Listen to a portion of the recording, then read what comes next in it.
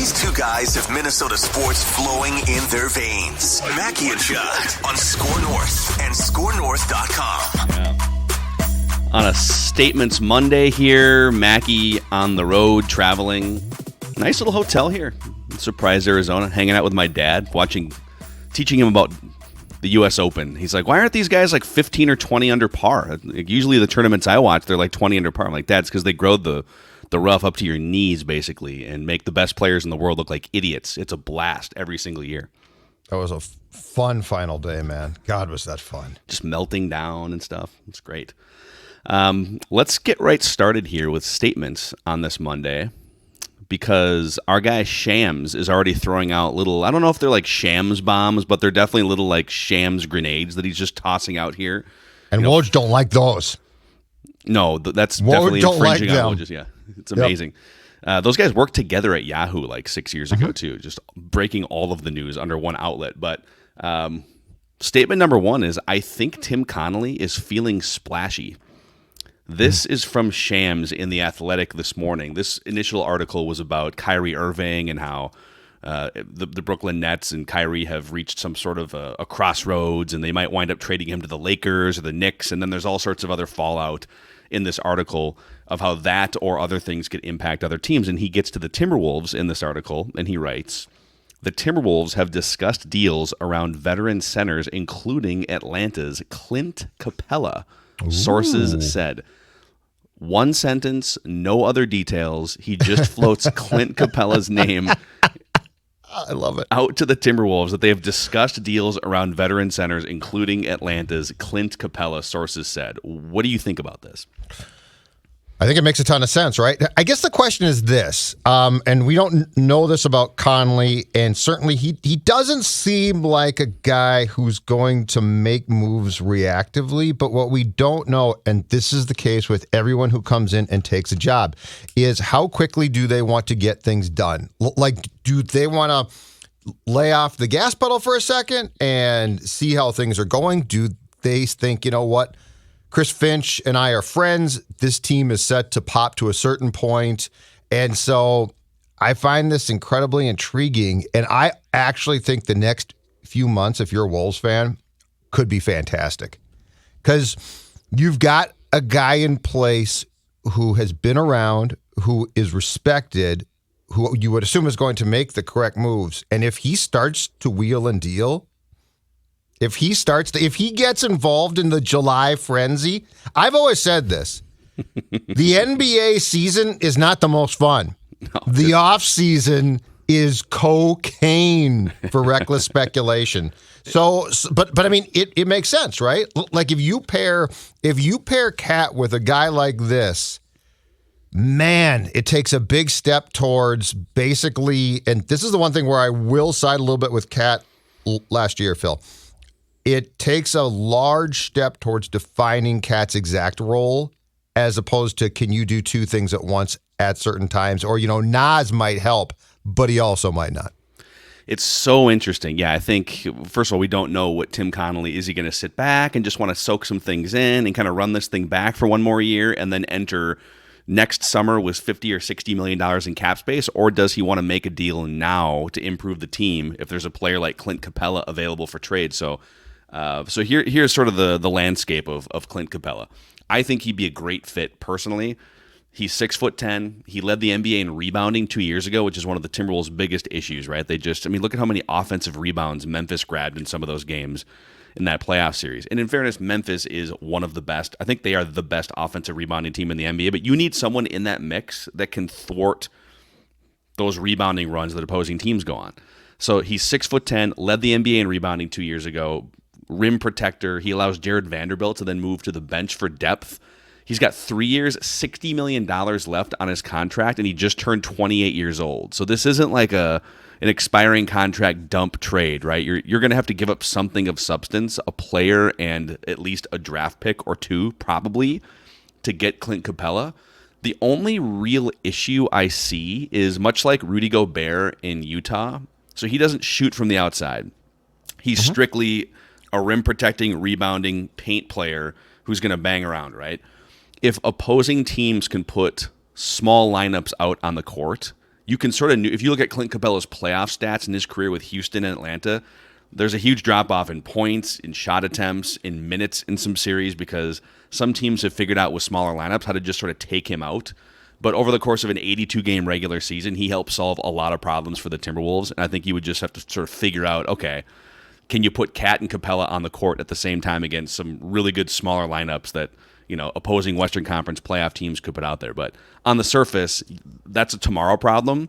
If you can get a guy like Clint Capela, and I'd love to see an official price tag on this, what is it going to cost? If I have to give up Jaden McDaniels, probably not going to do it.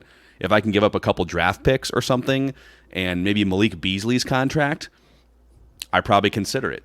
So it's all about the price tag, but it's just like, I love how Shams writes this 2,000-word article and just like right in the middle of it, one sentence, oh, by the way, one of the best rebounding big men in the NBA is being sniffed around by the Timberwolves. No other information, no other context. You know what?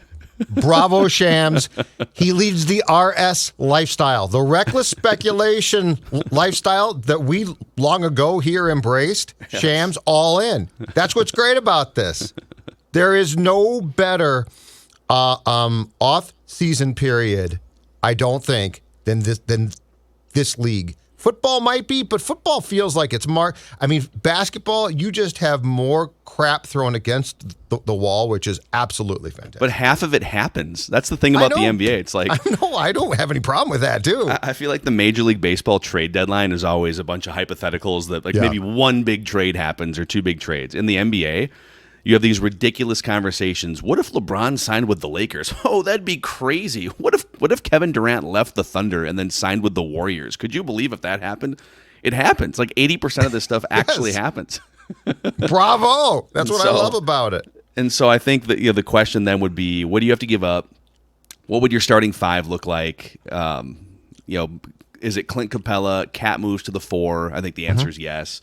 So now you have a 6'10" and a 7-footer, one that's the greatest shooting big man of all time statistically, and then one of the best rebounders, rim protectors playing next to each other.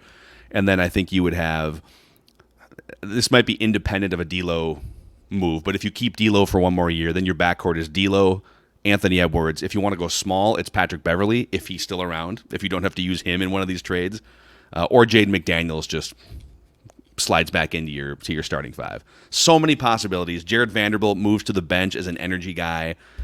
So that'd be ideal, wouldn't it? I'm all in on this Clint Capela reckless speculation. I love it. I love it. So yeah, I wanted to bring that to the table on this Monday. All right, when you wake up on a Monday and you're just like, oh, Shams is floating Clint Capela to the Timberwolves. Let's do it. I will give you statement 2 off of that point to sort of answer mine and our own question that we just asked. And my statement is this. I don't sense patience, all right? It's very clear Laurie and A-Rod, to a large degree now, while they don't own this team completely, have taken control. For lack of a better term, perhaps, they have hijacked the Wolves plane. Like, they are now in charge of the plane. And Glenn's along for the ride. I mean, he's still there. Don't get me wrong. He's in first class. It's a friendly hijacking. It's a friendly hijacking. Exactly right. We're all but they're running tennis shoes and yes, exactly right. But they're flying this plane. And so I do have questions about Conley, who seems like a meticulous type of guy, more so. Like he does seem like he might very well enjoy slow cooking things, observing things, and then starting to make moves. That being said, if you're brought on board by guys who are like, it's go time. Like, we should have beaten Memphis first round. We should have won that series. Why didn't we? How can we fix that? We think that we've got the coach in place. We've certainly got 2 stars here. So to answer my own question, while Tim Connolly might be like, yeah, it'd be nice just to take a year here, see how much cap space we can potentially free up a year from now in the summertime. I don't sense, especially with Mark, Phil, I don't sense a guy who's going to be like, oh, this is great, let's just wait. I sense a guy who is an action guy. And I also sense that, look, there is a whole business side here that is extremely important. Ticket sales. Eventually, and I'm sure they hope as soon as possible, arena, things like that. And so if you're going to be like, well, yeah, I mean, we'll probably make the playoffs next year, play-in team, but who knows? I think Mark would say, no. We did that this season, right? We have every intention now of being in that top 6 next year.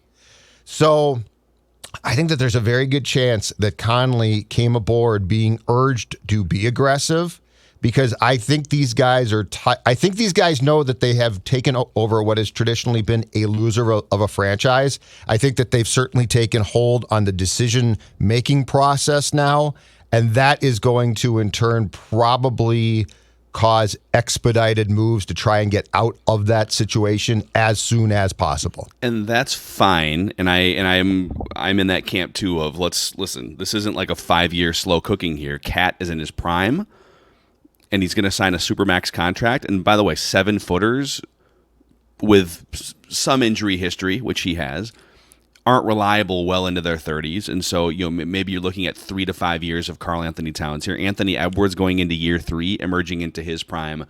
So I understand, let's go. Let's put some pieces around this thing. The mistake that I would look to avoid is what Tom Thibodeau did, which is, okay, I've got 3 really good young players here, and Cat was one of them.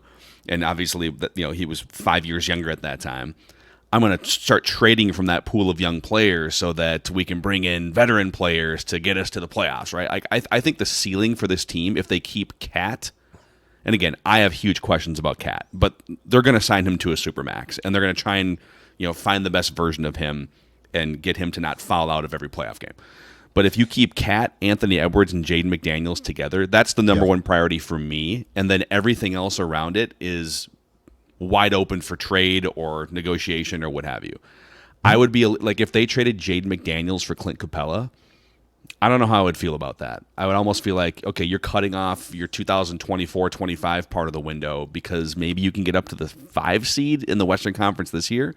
So if there's a way to add pieces like Capela without giving up, and you're not trading Anthony Edwards, but without giving up Jaden McDaniels, that would be ideal.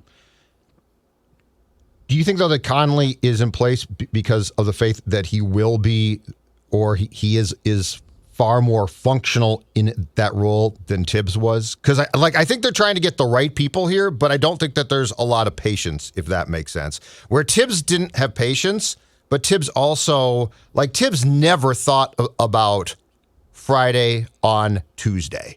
Never. It was always, what are we doing tonight? What? I think Conley is definitely a more advanced, smarter executive. So I wonder if the thought process from the ownership group on down is that he's going to have a far better opportunity to try and maximize the now and the future than Tibbs did, because Tibbs' impatience in every way, like coaching too, I think ultimately hurt the team because there was no view of tomorrow. It was always tonight. Yeah, I mean, Tim Connolly is, I think, 100 times the front office executive that Tom Thibodeau has been. That's not even, I don't even know why Tom Thibodeau wanted that job, other than, oh, you're going to pay me $8 million a year? Yeah, I guess I can do both. I'm not married. I don't have kids.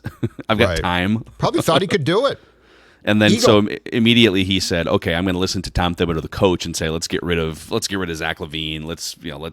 Let's try and draft NBA ready, quote unquote, players who can play defense. Never mind the fact that they can't shoot, right? Chris Dunn. Yeah. Poor guy. Yeah, I mean, I don't even think it's. I think you can operate in a smart way while still having some urgency, and that's what I want to see here. But at the same time, I don't think they should be ignoring the fact that they might have $50 or $60 million next summer if they play their cards right. So is Clint Capela the type of guy that makes you feel like, okay, so he's going to eat up $20 million of next summer's number while you also go into an Anthony Edwards potential contract discussion, Jay McDaniels for the following years?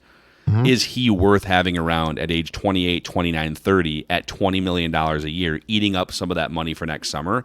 I think he is. So okay. He's one of those players that I would absolutely You're all in. Make the trade for. And here's my next statement, because this all kind of weaves together. I'm starting to question whether Patrick Beverley wants to play for the Timberwolves next season. Now, we don't have this clip. I should have sent it to AJ beforehand, but I have the transcript of an interaction between Patrick Beverley and Jay Williams on one of the ESPN shows late last week. Have you caught wind of any of this? This is like last Thursday or Friday. No. I just saw this on Sunday. No. So Jay Williams they're talking about the Miami Heat. And Jay Williams says, what's going to happen with the Miami Heat? Are they going to be able to get a guy like Bradley Beal? Will they get a guy like Donovan Mitchell to be partners with Jimmy Butler? And Patrick Beverley cuts him off and says, will they trade for Patrick Beverley? And Jay Williams says, will the Heat trade for Patrick Beverley? I don't know. I like that you said that. And Pat Bev says, yeah, say it. You can say it. And Williams goes, well, you said it for me, but I'll keep saying it from now on. And Pat Bev goes, it's not the NBA channel, it's ESPN. We can say anything we want. And it was kind of a tongue-in-cheek sort of back and forth between the two guys, but you can never quite tell with Pat Bev because he's fully transparent and honest, right? He's usually just saying what he really thinks. No filter. I think that was sort of his way of saying, not that he like wants to leave the Timberwolves, but sort of saying, boy, the Miami Heat seem like they're one piece away from having won a Game 7 and then maybe having gotten to an NBA Finals, and maybe I'm the piece that can get them there.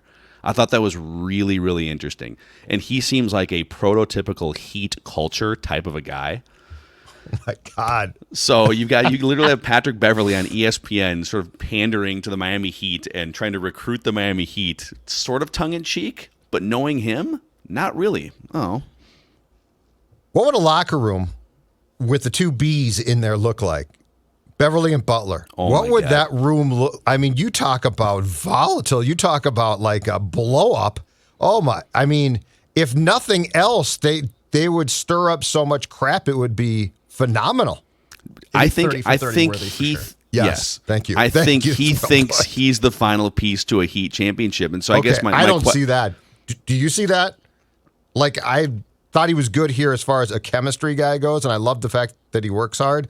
I don't know at his age and with his inability to stay on the court that he's the final piece to their puzzle. But if you would have plopped Patrick Beverley into that playoff series, I think the Heat beat the Celtics. I don't know if the Heat beat the Warriors, but I think the Heat beat the Celtics and get to the finals. So it's really interesting. So I guess my question off that statement is, listen, he's 34. This was the most games he's played in 3 years. He played 58 games this season. So he was at, which, 82 game season, that not exactly Mr. Durability, but his personality is not exactly a long-term personality. For all these reasons, would you consider selling high on Patrick Beverley in the next month? Depends on what high would be. I mean, yes, I would consider it. I think he was a pretty important piece of this team, but that is the question. When does the shelf life end? And I think it's probably got 2 years, so I think it's not done yet. But 2 more years or like one? No, at least 1 more year. This year that we just completed, and then next for sure. I think it probably has a shelf life there. But when you say, would you consider selling high? I guess my question is, what would I get back? Because I wouldn't dismiss it. It's not like, oh, you can't trade him. So depending on what I could get back, I would certainly consider it. It's so interesting because I think he probably adds more value to this team this year than he would get in a trade in terms of value. Because I mean, look what the Wolves got him for. The Wolves got him for Hernan Gomez and Jarrett Culver. So is his value higher now than it was a year ago? Probably, but his injury history, his age, the fact that he is a role player and he can be a little bit grating, but he's been great for this team. I just think it's interesting if he came to the front office and said, listen, guys, I like being here, but my clock is ticking, and the Miami Heat are a really interesting fit. If he was open to it, if you said, well, man, you've been great for this culture, but what are the chances that you're going to play 58 games again? I mean, he's hurt all the time in his career. And it's a real thing, and he's not getting any younger. And so I guess is he going to be more valuable to you in playing half the games this year and just being a presence around, or has that work already been done in his 1 year here, and you can get something of value? I would tend to keep him, but I just think it's interesting he's on ESPN floating this stuff out there to Jay. And you don't know with him. You're right though. You have no idea. So what would you take back if he came to you and said that? What would you, as Tim Connolly, need back to trade him? Because I mean, it's not going to be a haul, but it could be something. It's so hard. I mean, it would almost have to be part of a multi-team trade. Would I include his salary in and draft picks in a bigger trade for a star player? Yeah, for some reason Donovan Mitchell was available and I had to trade D'Lo and Patrick Beverley's contracts in a draft pick or something, yeah, like, okay. But am I going to trade him just for a first round pick and a contract filler? No, I'm not. I'm not looking to trade Patrick Beverley. I agree with that. There are other contracts on this team, Malik Beasley being probably number one, that I would much prefer to include as a contract matching guy than Patrick Beverley. I think on the floor and probably more importantly off of it, he brings something to a lot of guys on this team that if he's gone is going to be lacking at least next season. I think after that, Ant can pretty much take care of things. Like I think Ant is going to a place where he is just going to be the guy, both on the floor and off. Like he's just going to basically be the captain, because I just don't think Cat is. When you say going to a place, you mean like staying here, but going to a place in his own? He's going to a place in his career. Okay, just want to make sure here. Okay, no, because we're slinging around trades here. He's ascending to a place where Ant is going to be he's going to be the guy that everybody looks to. But in this place, he's going to be the guy in this place, in this locker room, with this team, playing in a shiny new arena. Ant is going to be the guy who basically lays down the law. But that being said, I don't think having Beverley around in 2022-23 is a bad thing. So I am with you. I'm not looking to trade him, but if somebody comes to me and says, hey, I'll give you this, I'm not going to say, we cannot talk about trading Patrick Beverley ever. Click. So, by the way, if you're feeling good about some of these players we're talking about and you're looking to get a sweat on some of their games for the upcoming season, or if you're looking at maybe the football season coming up, we have discovered the best and easiest way to play fantasy sports, and it's Underdog Fantasy on the Underdog Fantasy app. It's so easy, Judd can use it. You just on Saturday. It's great. You can open it up and you can draft if you want to draft, for instance, for the hockey game tonight, you can draft a team full of players and go up against other teams in small pods. You can draft season long for the football season coming up. And the pick'em games allow you to win up to 20 times your money in one night by just picking overs and unders on your favorite or least favorite players. Sign up now with the promo code SCORE, SKOR, and Underdog Fantasy will double your first deposit up to $100 bonus cash, and you can help us by using that promo code SCORE as well. Also, a shout out to our friends at Dennis Kirk. It is riding season, which means Dennis Kirk has you covered with over 160,000 parts and accessories in stock. They do same-day shipping on orders placed before 8 p.m., and you can find out more about how to ride more and wait less at DennisKirk.com. Judd? I've got one more Wolves for you, and it's this. That's no fun. So this morning in my work email from sportsbetting.ag, Bradley Beal odds, which teams he might be dealt to, okay? Bradley Beal odds. Celtics 3-1, Trailblazers 4-1, Heat 5-1, Nets 6-1, and so on and so forth down a lengthy list of teams. You know who's not included? Who's not even included? Not even as a long shot? The Timberwolves. I'm okay with this. Ladies and gentlemen, this is the NBA offseason. It is reckless speculation. I want the team in my market included in everything. I don't care how ridiculous it might seem. I want my team included in all of this because it makes the speculation more fun. And our goal in life here is to speculate and have fun doing so. Just put the Wolves last, that's fine, but give him a shot to at least for us to talk about him. I don't know that he fits. Like, I get that he's kind of a combo guard. He can play some point guard, but he's a scoring and shooting guard at heart. Mm-hmm. So I don't know. Do you put him and Anthony Edwards in the same backcourt for a couple of years? What do you think? I want him on the list. I want him as a long shot. It's fine. I want to be able to incorporate the Timberwolves into all of these reckless speculation discussions. That's the point of the statement. He is a fun player, man, and he defense optional with that guy. But yeah, he averaged 30 points a game in the 2 years before last year. He had some injury things last year and stuff, and he just looked depressed on the bench every single night. Like he Bradley is so Beal stuck memes. there. He has been so stuck with that team, and that team has been just it seems like a continual disaster in the last X amount of years. Yeah, so you're more just mad that they're not even in the conversation. Yes. The 15 I don't care. teams on this list. Okay. Yeah, I mean, if you're going to put 15 teams, put a 16th and make it the Timberwolves. Well, okay, well, well, then here's what we do. Okay, listen, we can move the needle a little bit here. What is your proposal that makes sense to get? I think you have to throw something out that makes sense. That would, yeah, the odds makers would say that trade makes total sense. Let's put the Wolves at 15-1 on this list.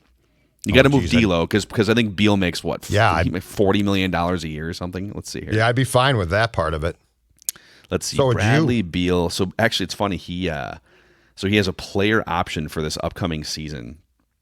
I don't know that he has opted into that yet, but it's for $37 million. So, listen, if he wants to opt in, I don't know how this would work. Would he opt in and then you would swap D'Lo 1 year of D'Lo and something else because you got to make it match? You have to throw in like $6 extra million for 1 year of Bradley Beal and just do a swap of yes, absolutely. I'd love to talk about it. Volume shooting combo guards. Yes, that's the goal is to have more discussion points. Damn it, and it's fun.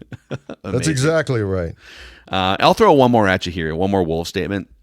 Right now, here's my statement. I am leaning toward just keeping D'Angelo Russell for a year. Unless if there's some way to get 1 year of, if you think, if the front office and Chris Finch think that 1 year of Miles Turner and then, Jordan McLaughlin being the starting point guard is better than what they currently have because they just don't have any big men, then I will listen to that.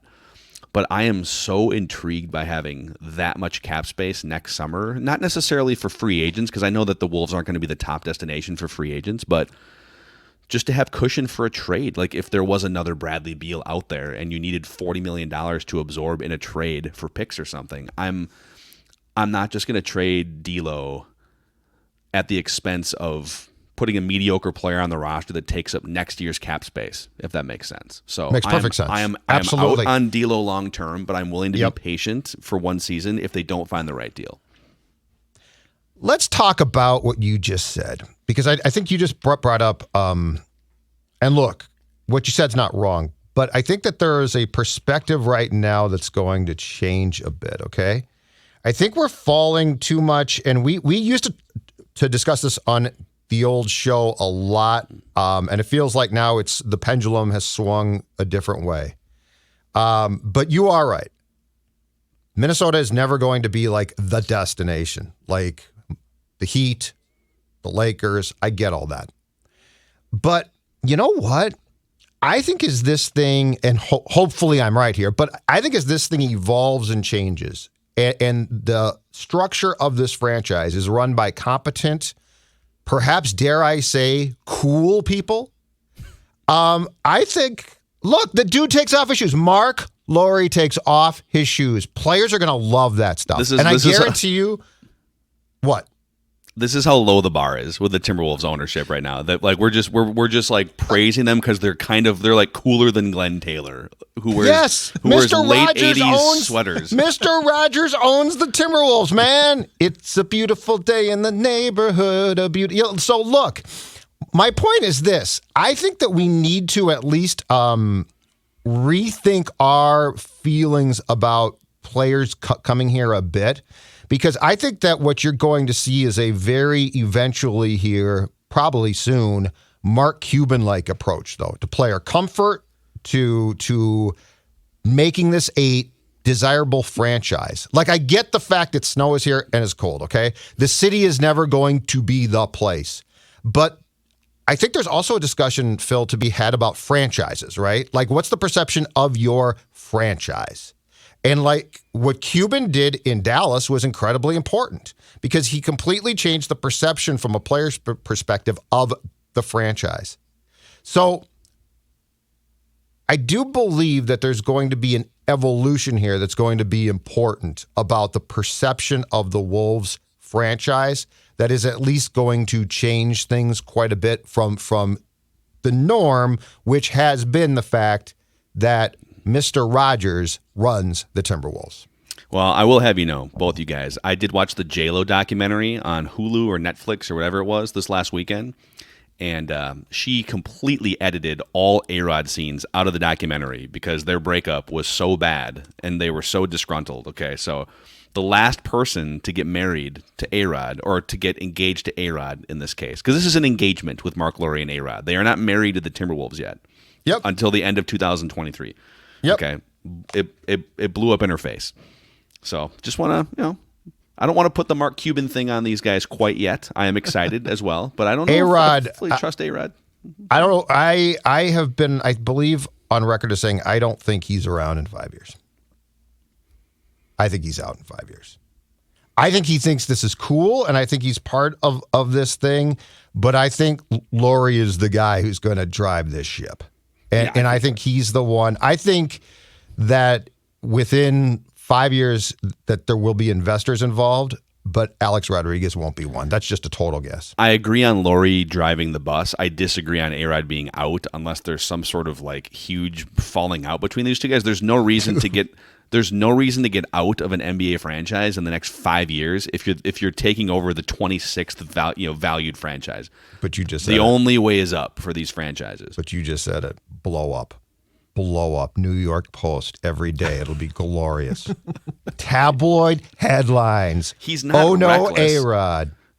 No, but I'm saying, but dude, you just talked about his breakup. I'm saying his relationship. I'm saying before. What I'm saying is before the marriage is consummated in late 2023.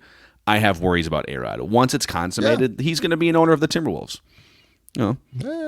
So there's like 15 months of I don't know about this. A-Rod drove J-Lo back to Ben Affleck, one of the worst relationships in the history of dating. Okay, that's all you need to know about just how toxic he must have been.